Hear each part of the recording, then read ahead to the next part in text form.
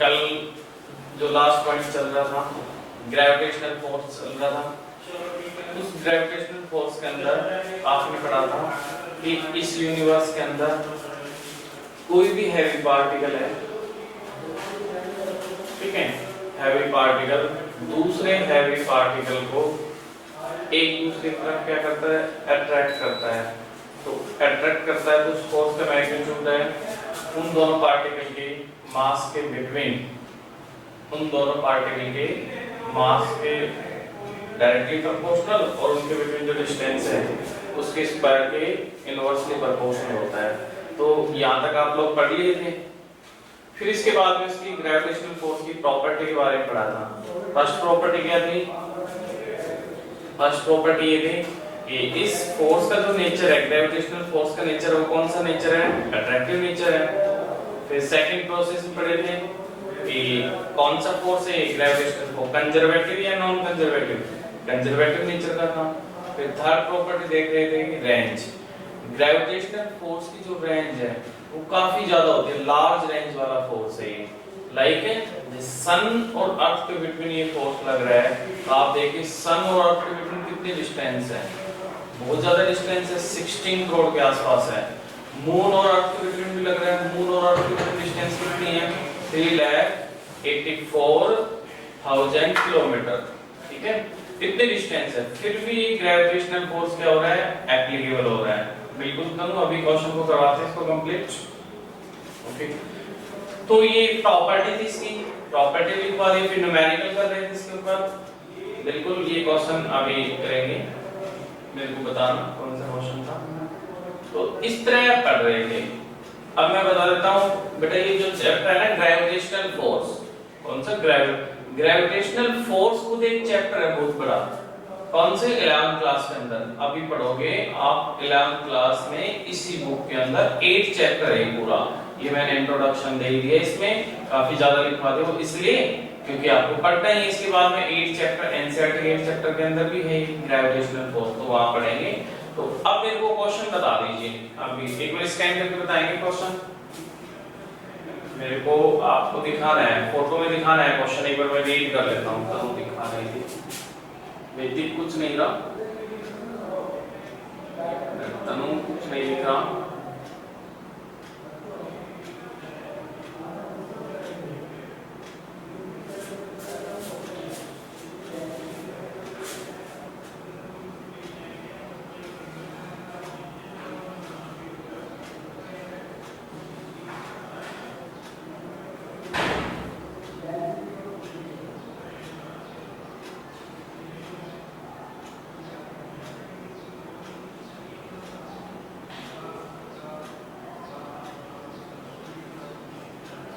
कुछ तो नहीं दिख रहा बेटा, एक मिनट। हाँ ग्रेविटेशनल थोड़ा इधर साइड में करो, हिला देते हो आप। Gravitational force between two particle is act if distance become double, distance become double, but आगे क्या है? डिस्टेंस बिकम डबल देखिए हमने,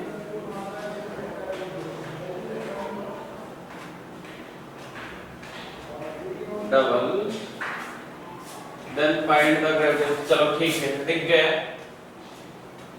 ओके, शायद ये था कि दो पार्टिकल कंसीडर कर लेते हैं, एक m1 है दूसरा m2 है, r डिस्टेंस है, gravitational force g m1 m2 upon r square, क्या? g m1 m2 upon r square. फिर क्या कह रहे हैं? Fs इज इक्वल टू ये डिस्टेंस क्या हो गई? डबल। डिस्टेंस कितनी हो गई? Double. g m1 m2 2r हो गई डिस्टेंस, 2r का स्क्वायर, तो कितना जाएगा? g m1 m2 upon 4r square, 4r square.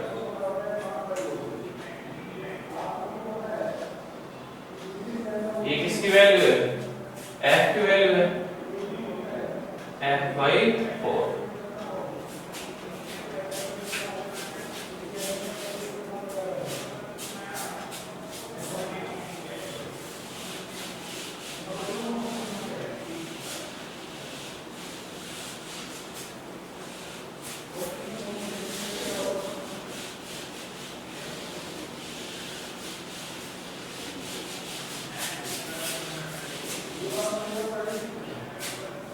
Next देखते हैं, कल नेक्स्ट देख रहे थे उसको इलेक्ट्रोस्टैटिक्स फोर्स, हेडिंग डाल लीजिए। इलेक्ट्रोमैग्नेटिक लिखा है तो मैग्नेट वाला मैं अलग पढ़ाऊंगा, अलग अलग करके पढ़ेंगे इनको। इलेक्ट्रोस्टैटिक्स फोर्स,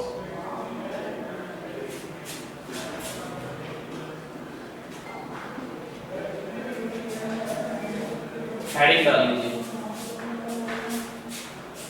अब देखिए बेटा कि आपने अभी जो फोर्स पढ़ा है, फोर्स का मैग्नीट्यूड फाइंड किया है, किसके बिटवीन फाइंड किया है, कोई भी मास पार्टिकल है उनके बिटवीन फाइंड आउट किया है।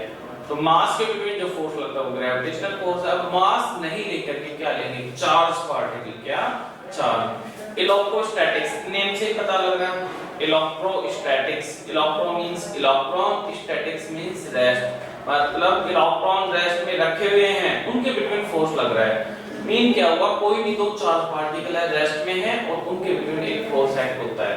इधर कर दीजिए, जैसे ग्रेविटेशनल फोर्स मास पार्टिकल के बिटवीन लगता है, ऐसे ही इलेक्ट्रोस्टैटिक्स फोर्स है ना वो चार्ज के बिटवीन लगता है, वो सेम दो चार्ज के बिटवीन लगता है।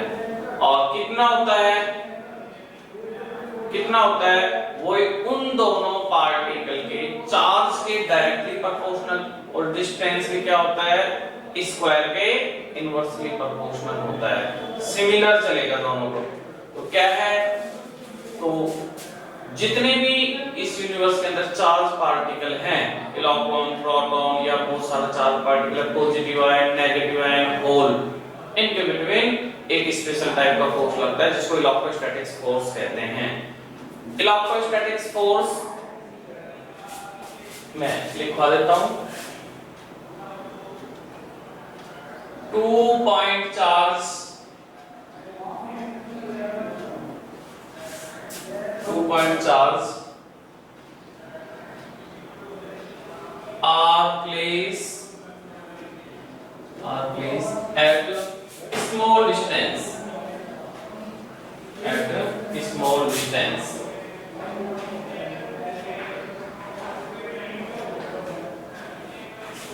small distance, then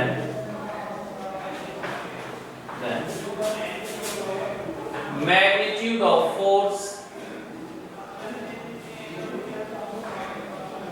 magnitude of force is directly proportional, directly proportional to product of charges, product of charges, and inversely proportional, inversely proportional to square of distance between charges,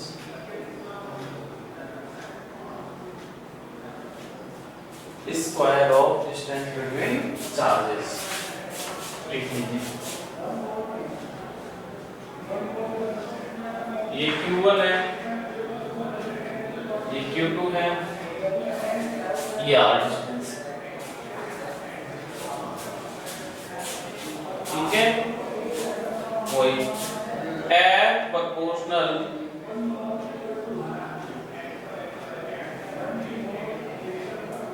F proportional Q1 and Q2, F proportional Q1 and Q2,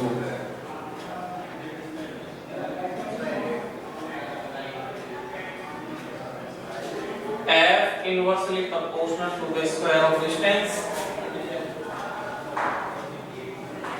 by equation first and equation second, F proportional Q1 Q2 upon R square।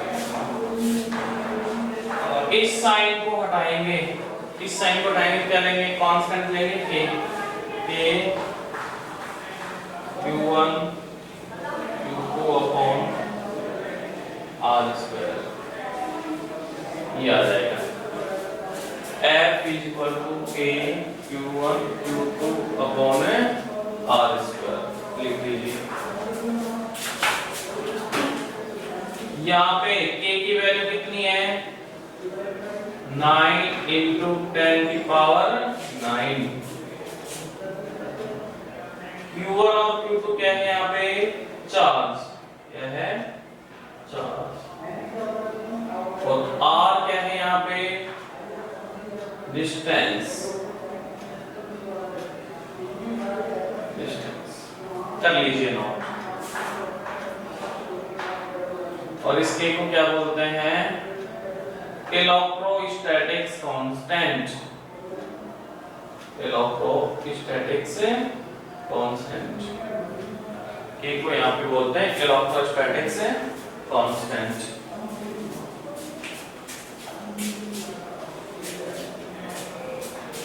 Last वाला देखिए भाई, जैसे gravitational force में m1 m2 मास था, mass is replaced by charge, mass is replaced by charge, charge होंगे यहाँ पे Q1 Q2 है, आर डिस्टेंस है, F proportional Q1 and Q2, equation क्या आ जाएगी फर्स्ट, और उनके बिटवीन डिस्टेंस आ रहा तो F inversely proportional to the square of distance, by equation first and second, F proportional Q1 Q2 upon R square. Proportional के sign को remove करने के लिए कांस्टेंट ले लीजिए इक्वल, ये ले लिया F equal to K Q1 Q2 upon R square. K यहां पे इलेक्ट्रोस्टैटिक्स कांस्टेंट है, R डिस्टेंस है, K कितना है 9 into 10 की पावर 9 है, और Q1 Q2 क्या है चार्ज। तो ये था बेटा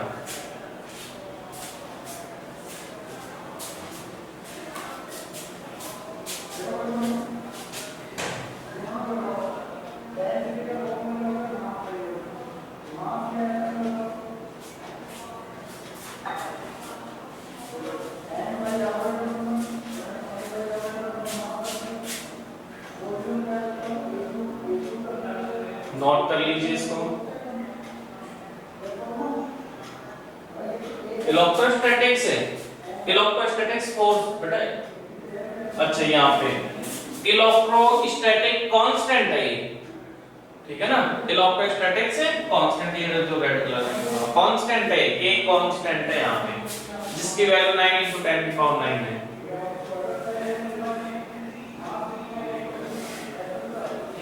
ठीक है, अब लिख लीजिए इसकी प्रॉपर्टीज।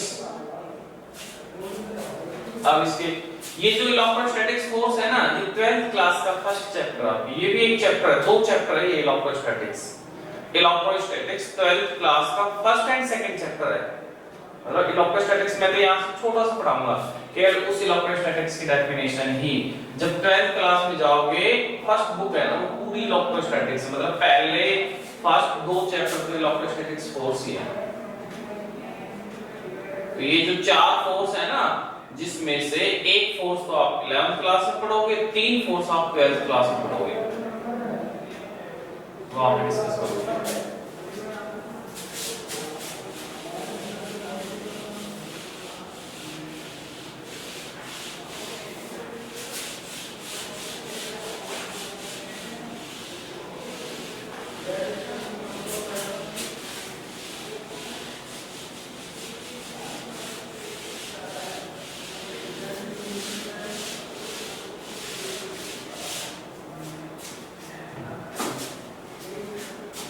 अब देखते हैं नेक्स्ट प्रॉपर्टीज लिखिए।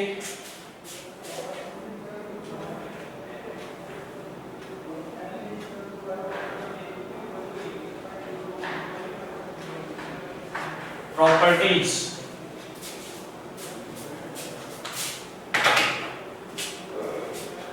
तो प्रॉपर्टीज क्या है?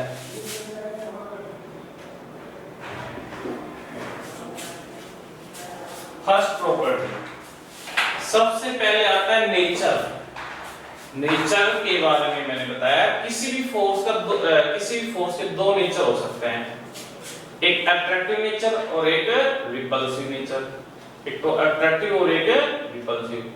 अट्रैक्टिव का मतलब क्या होता है? देखिए आपने 10th तक थोड़ा बहुत तो पढ़ाई है, चार्ज है ना, दो टाइप के होते हैं, एक पॉजिटिव चार्ज और एक नेगेटिव चार्ज। कौन कौन सा? एक पॉजिटिव और एक नेगेटिव। जैसे इलेक्ट्रॉन का नेगेटिव चार्ज होता है, प्रोटॉन का क्या होता है? पॉजिटिव चार्ज होता है। यदि आपके दोनों चार्ज पॉजिटिव है, प्लस प्लस हैं, तो जो फोर्स का नेचर होगा ना वो रिपल्सन नेचर होगा।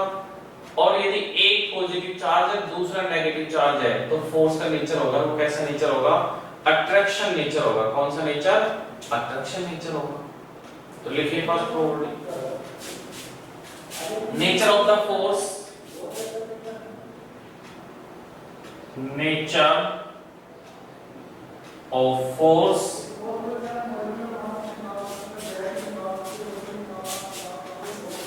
इज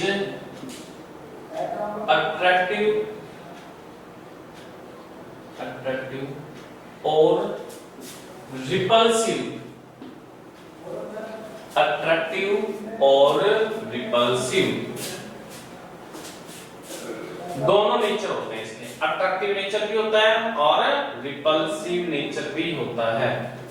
बिल्कुल, प्लस प्लस रिपेल करते हैं बेटा, और माइनस माइनस भी रिपेल करते हैं। ठीक है, मैं लिख भी देता हूं, plus plus repel, minus minus भी क्या करते हैं? रिपेल। लेकिन एक प्लस है, दूसरा माइनस है, तो आएगा अट्रैक्शन नेचर। कौन सा नेचर आएगा? अट्रैक्शन। ऐसे लिख लीजिए, आप क्लियर समझ में आ जाएगा। लिख लीजिए उसी प्रॉपर्टी के नीचे। ये 12th क्लास में वापस से पढ़ेंगे, लेकिन अभी पढ़ लो, अच्छे से समझ में आएगा आपके।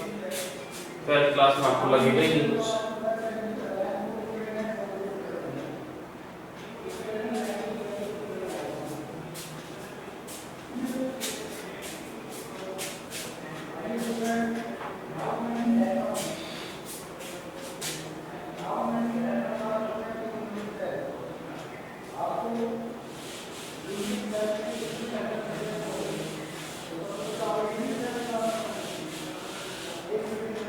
हो गई फर्स्ट प्रॉपर्टी। सेकंड प्रॉपर्टी देखते हैं।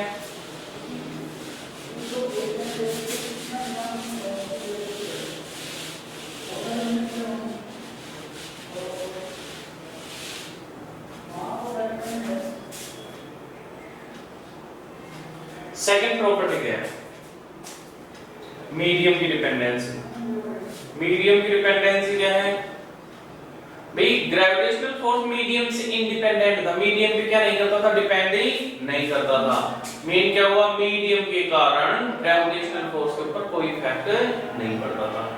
अब कुछ बच्चे हो सकता है आज जुड़े हैं, उनको मीडियम का पता नहीं है। मीडियम का मतलब क्या होता है? आपके सराउंडिंग क्या है?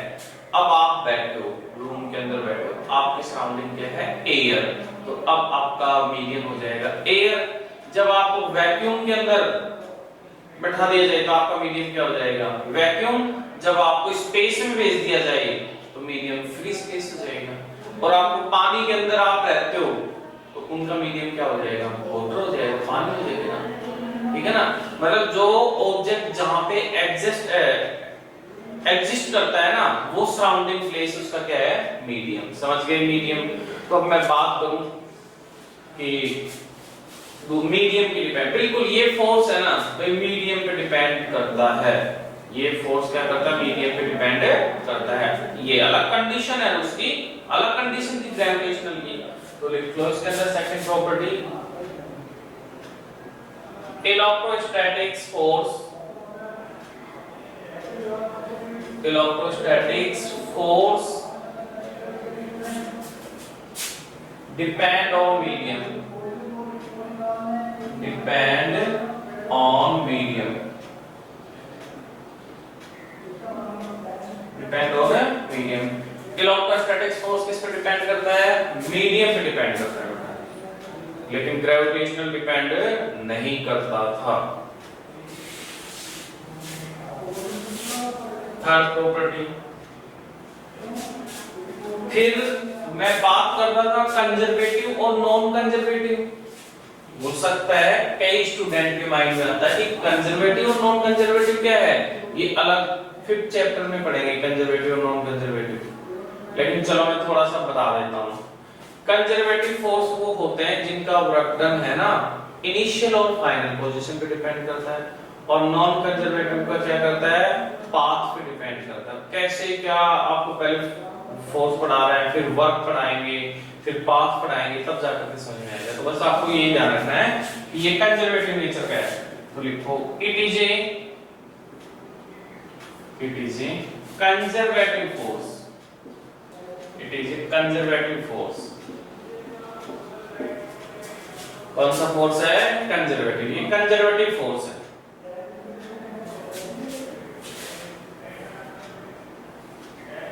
नेक्स्ट कंजर्वेटिव भी हो गया, और एक होता है सेंट्रल फोर्स, ये सेंट्रल फोर्स भी है।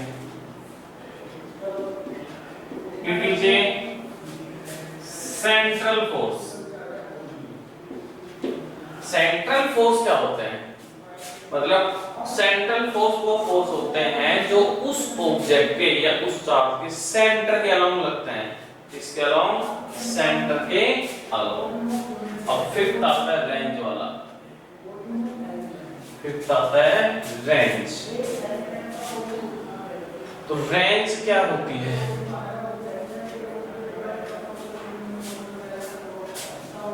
इस फोर्स की जो रेंज है ना वो कम होती है, बहुत ही कम होती है। इसकी रेंज क्या होती है, कम। देखिए ग्रेविटेशनल फोर्स की रेंज क्या थी, बहुत ज्यादा, और इसकी रेंज क्या होती है, कम।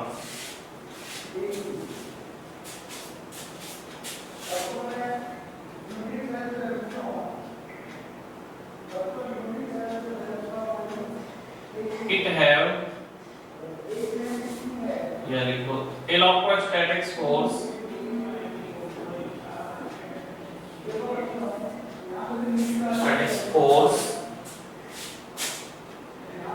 is applicable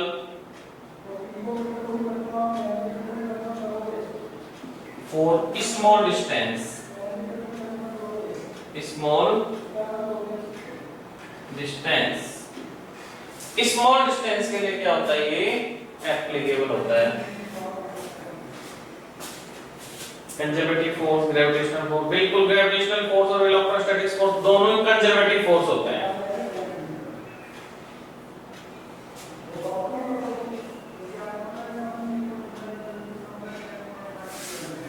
कर लीजिए नोट। ये कंप्लीट क्या हो गया, इसकी प्रॉपर्टीज हो गई। ये प्रॉपर्टीज ये आपको 12th में ये पढ़नी है, ये लिखूंगा मैं। अब मैं क्वेश्चन लिखवाता हूं इसके अंदर।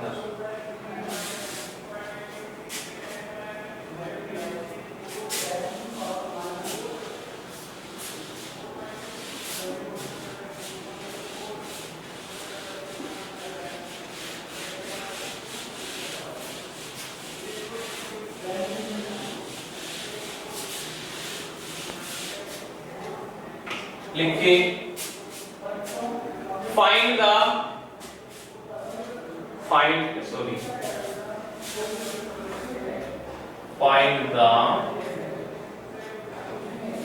Nature of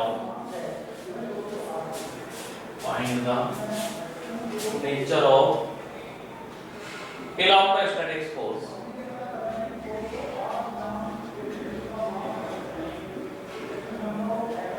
Find the nature of electrostatics force between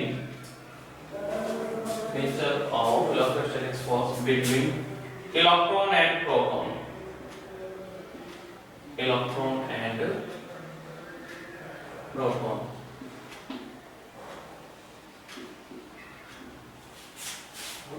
electron और प्रोटॉन के बिटवीन फोर्स का नेचर बताइए।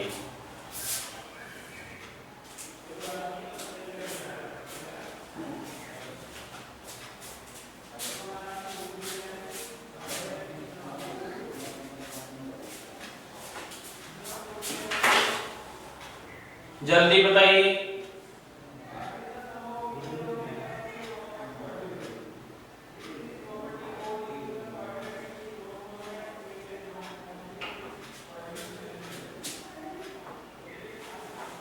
जल्दी बताइए कौन सा नेचर होगा?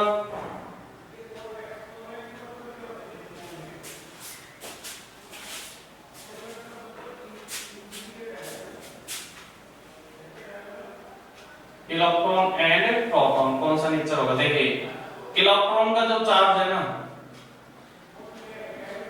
इलेक्ट्रॉन का चार्ज वो नेगेटिव होता है और प्रोटॉन का चार्ज होता है वो पॉजिटिव होता है। इलेक्ट्रॉन का चार्ज क्या होता है? नेगेटिव, और प्रोटॉन का चार्ज क्या होता है? पॉजिटिव। अब देखिए एक प्लस और एक क्या है? माइनस है। तो प्लस माइनस है ना, तो दोनों बिटवीन कौन सा नेचर होगा? अट्रैक्शन नेचर होगा। कौन सा नेचर होगा? अट्रैक्शन। क्लियर? तो ऐसे आपको देख के बताना, बिल्कुल अट्रैक्टिव काफी लोगों ने।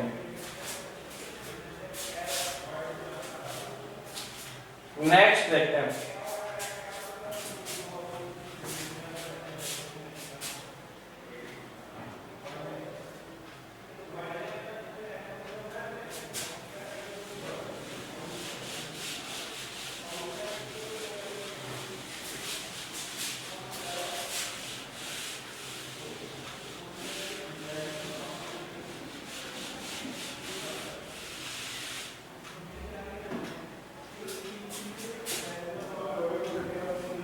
क्वेश्चन देखते हैं। 2 पॉइंट चार्ज,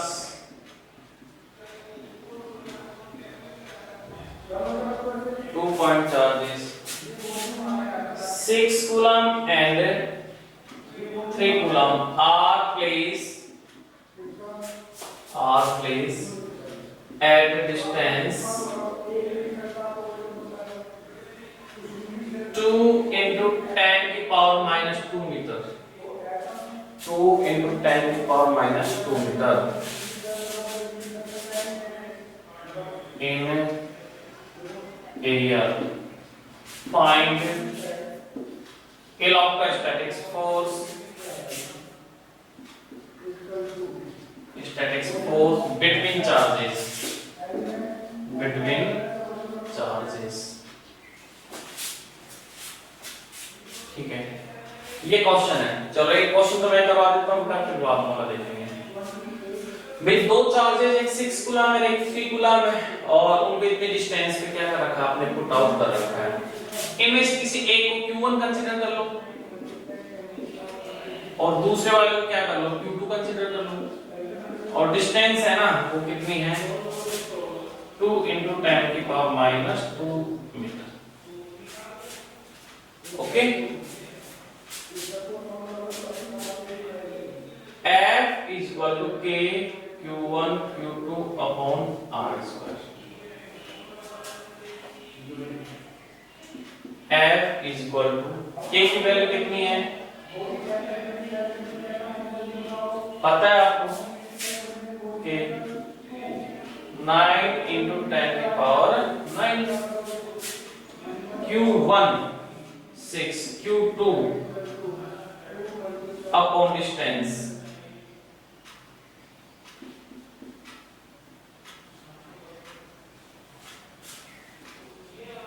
तो F is equal to 9 into 10 की पावर 9, 18। इसको स्क्वायर करो, अंदर 2 का स्क्वायर करेंगे 4, इस पावर को ओपन कीजिए, अब देखिए कैंसिल करो इसको, ये 9 2 बच जाएगा। 9 into 9 81, 10 की पावर 9 है, ऊपर ट्रांसफर करो 4, 9 प्लस 4 कितना हो जाएगा? 10 की पावर 30, तो कितना आ जाएगा?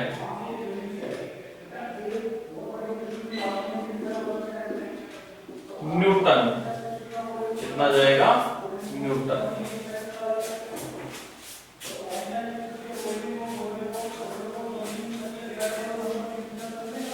बेटा के की जो वैल्यू है ना ये फिक्स है।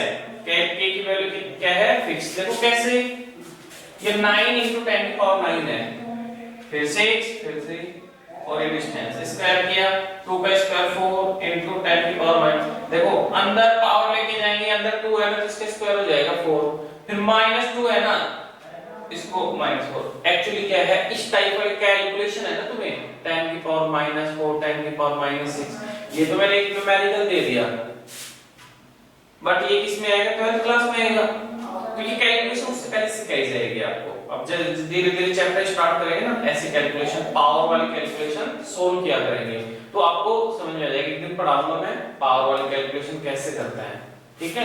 ये तो आ गया उसके अंदर, इसलिए करवा दिया मैंने, तो ये कैंसिल हो गई, 9 2 कैंसिल हो गए, 9 9 9 कितना हो जाएगा 81, 81 को 2 से डिवाइड करोगे तो 40.5, और ये माइनस से ऊपर जाते क्या हो जाएगी प्लस, तो 10 की पावर 9 और 10 की पावर 4 कितना हो जाएगा 13 हो जाएगा। कर लीजिए तो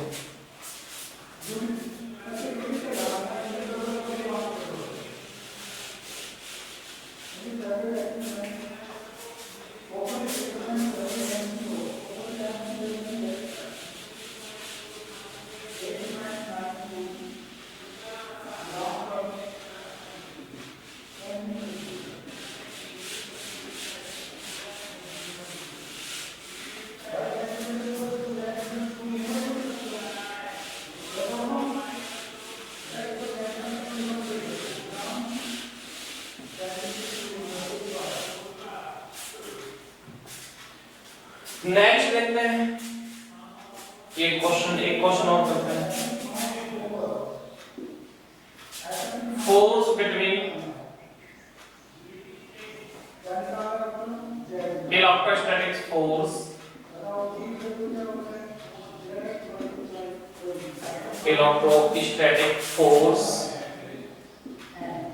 between charges is F if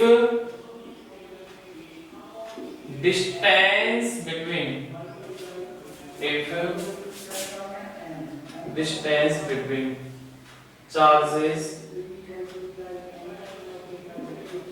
become double, half become half, then electrostatic force become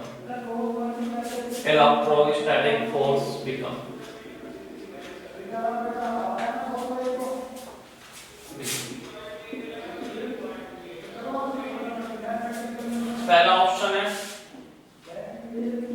F 4F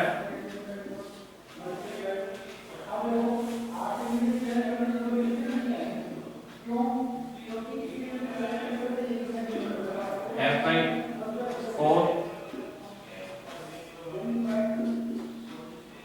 2F, ये है, ये ऑप्शन आपके।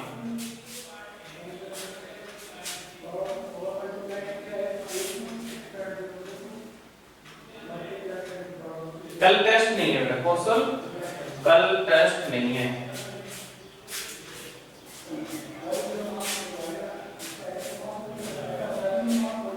तो लगा लीजिए formula, F is equal to K Q1 Q2 upon R square, K Q1 Q2 upon R square, ठीक है।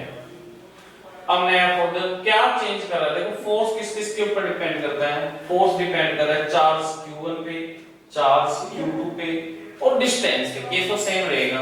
वे charge किस पे डिपेंड कर रहा है, एक तो चार्ज पे डिपेंड करता है, एक डिस्टेंस पे डिपेंड करता है।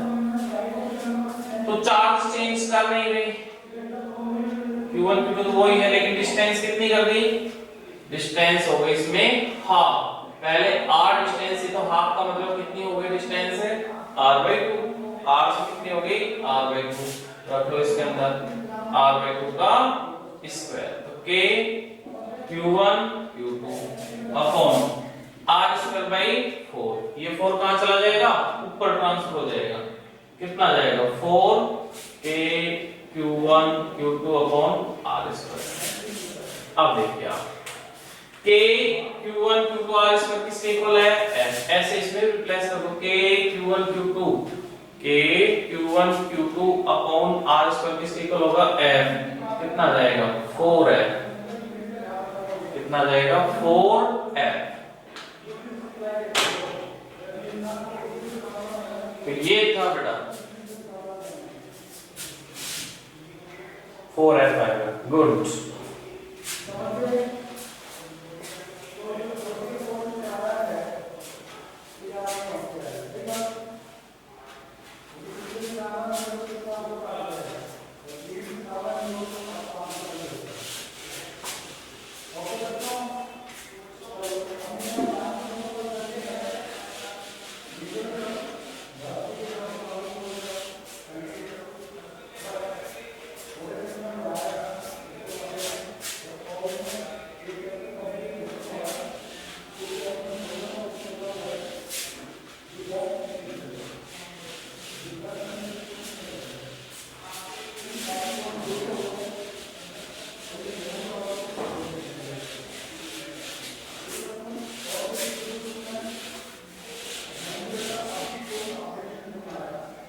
Next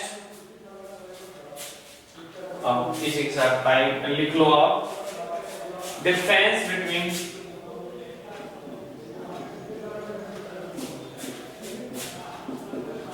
gravitational force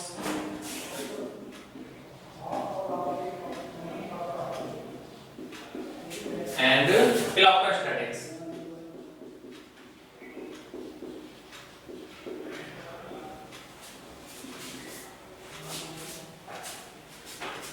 Gravitational force and electrostatics। इधर ग्रेविटेशनल कर लो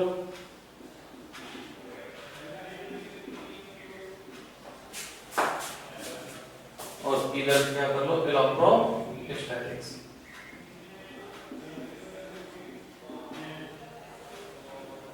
ठीक है, ये डिफरेंस आप खुद ही करके लाओगे, कल मेरे को बताओगे कितने डिफरेंस है इनमें। देखिए दो मेजर डिफरेंस है, तो दोनों को करना है। इसी के साथ अपनी क्लास कंप्लीट होती है। Thank you. ये क्वेश्चन आपको करना है, कल मेरे को बताओगे दोनों। Thank you.